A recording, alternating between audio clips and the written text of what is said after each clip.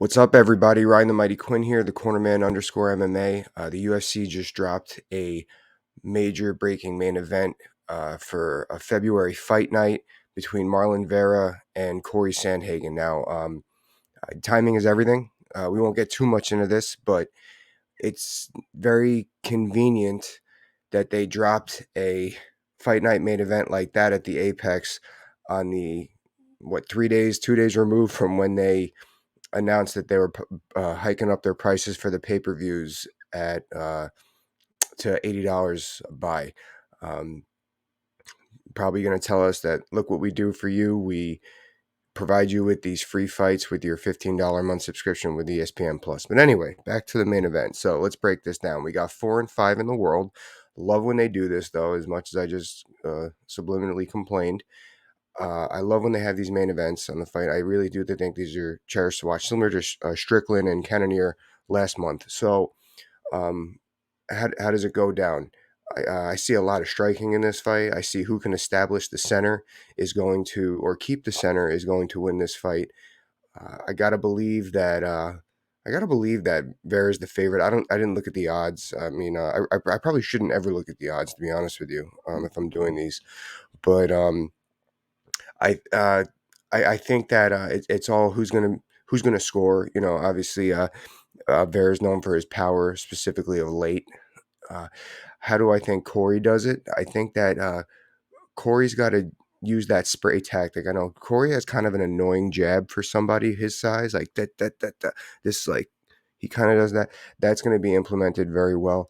I think he needs to stay away from all of his fancy stuff, like the spinning kicks, the flying knees, because um, Cheeto's shown in the past that he could score and score big off of things like that. Um, I know he's coming off the knockout win from Dominic Cruz. He scored a lot off of Rob Font and things like that. So I would keep it a little bit more conservative for Corey.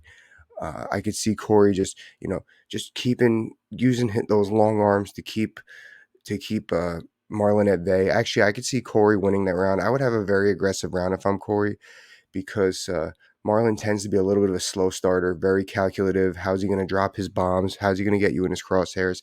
I would steal that first round. Um, that being said, I don't see a knockout happening here either.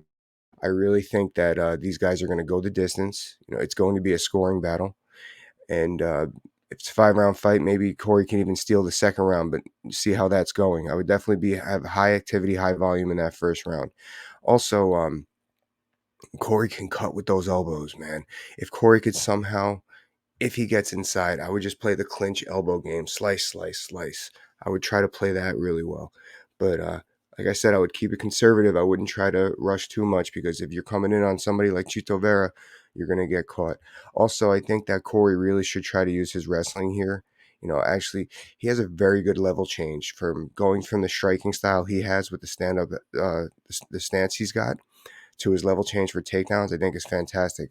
I think he can get Marlon down. Actually, I think he will get Marlon down, to be honest with you. Um, Dominic Cruz took Marlon down. As much as Marlon, he threatens the power, he does get caught a little bit flat-footed. So, man, this is just such a great fight to call. This is going to be so much fun to listen to the announcers. I'm going to listen to the announcers on this one because there's going to be so much stuff happening. Um, can't wait for it. Now, as far as the ground goes, I would keep to the wrestling. I would try to cancel. I wouldn't get crazy on the ground with Chito, black belt in jiu-jitsu. I would just try to be calculative with my strikes in the ground and pound to half guard passes, not worried about going mount, full mount. Ref stand you up, ref stand you up. That's the game I would play on the ground. Choose some clock, score some strikes.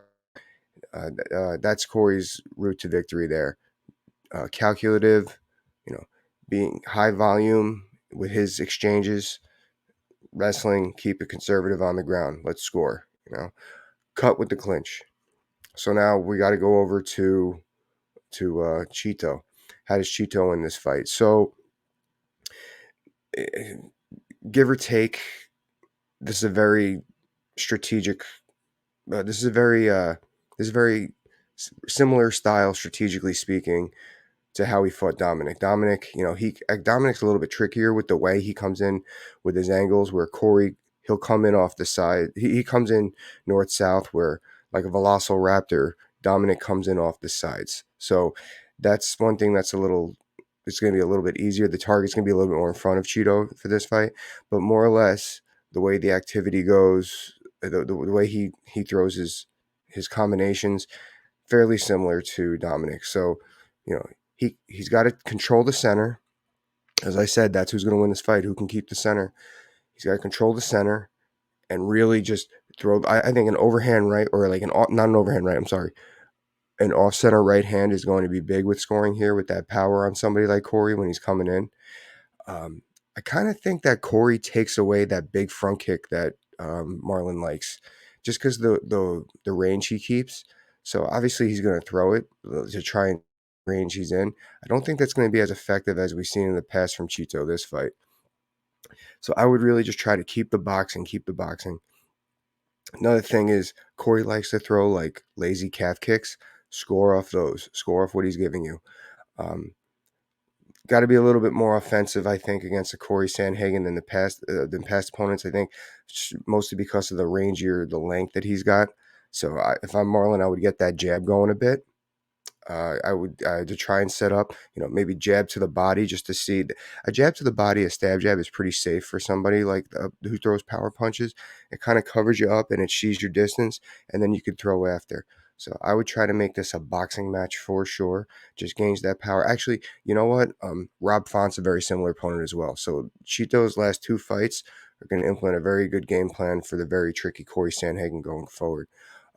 And Chito is very strong too in the clinch. I could see him going for body locks if it gets there. Get off the side, avoid those slicing elbows from Corey. And I think if it goes to the ground somehow, maybe Chito might go for a body lock takedown. I think that he's got to play jiu-jitsu, not worry about the ground and pound. Try to make this a jiu-jitsu fight if we get there. I think that he's gonna beat Corey in that area. Try to keep your angles on the feet. Instead, don't let Corey in and out, in and out, in and out, drop for a takedown. You got to keep off. So he's got to gauge that takedown a little more.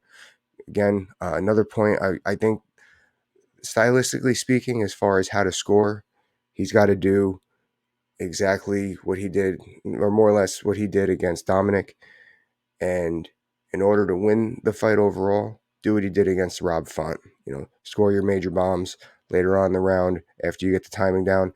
And then when you smell blood in the water, don't let him off the hook, which is Chito is so good at. That's the other thing is here. I could see a lot of 3 minutes of scoring for Corey and then power damage scored, dominance scored for Chito with the last 90 seconds or something like that. So can't wait for it. Let me know what you guys think. Very looking forward. Merry Christmas. Bye.